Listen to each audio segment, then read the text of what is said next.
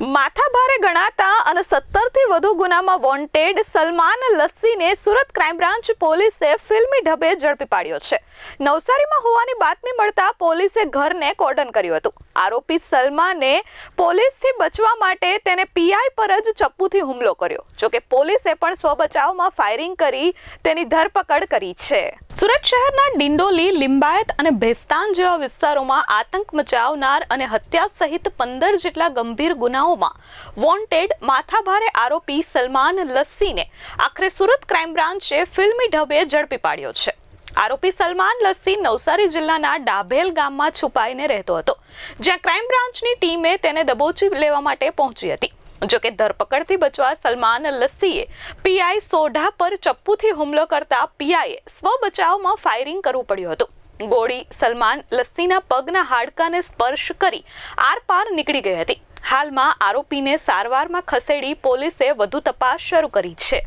Bhestan police સ્ટેશનમાં મર્ડરના ગુનામાં wanted આરોપી સલમાન લસ્સીને પકડવા માટે ક્રાઇમ બ્રાન્ચની અલગ અલગ ટીમો કાલ રાત્રે વોચમાં હતી।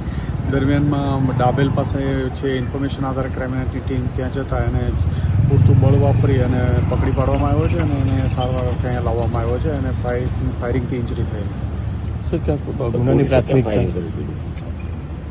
એને ગોળી વાગી છે એટલે અહીંયા લઈને આવ્યા। સર, કેટલા ગુનાઓ નોંધાઈ ચૂક્યા છે? એના ઉપર 15 થી 17 થી વધુ બોડી ઓફેન્સના ઓફેન્સ। સર, છેલ્લો કયા ગુનામાં પકડવા ગયા હતા? ભેસ્તાન પોલીસમાં મર્ડરનો ગુનો છે 21/10। સર, કેટલો કુખ્યાત છે આ આરોપી?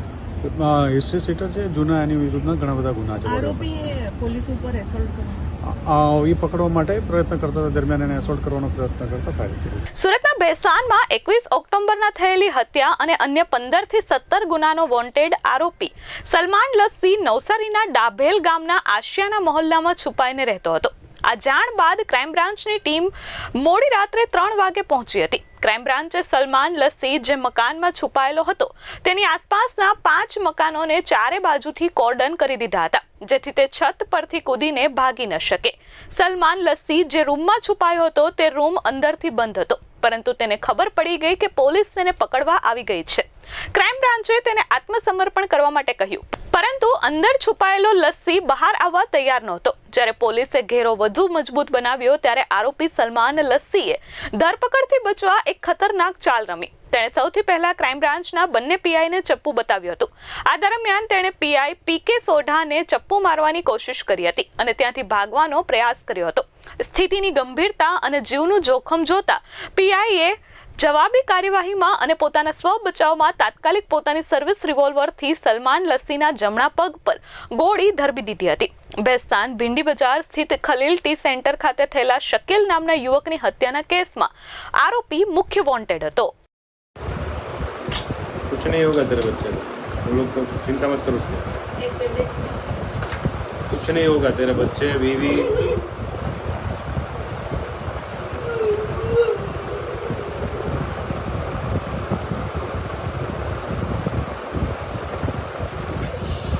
જોકે માથાભારાની છાપ ધરાવતા સલમાન લસ્સીની ધરપકડ અને પગમાં ગોળી વાગતા તે ભાંગી પડ્યો હતો।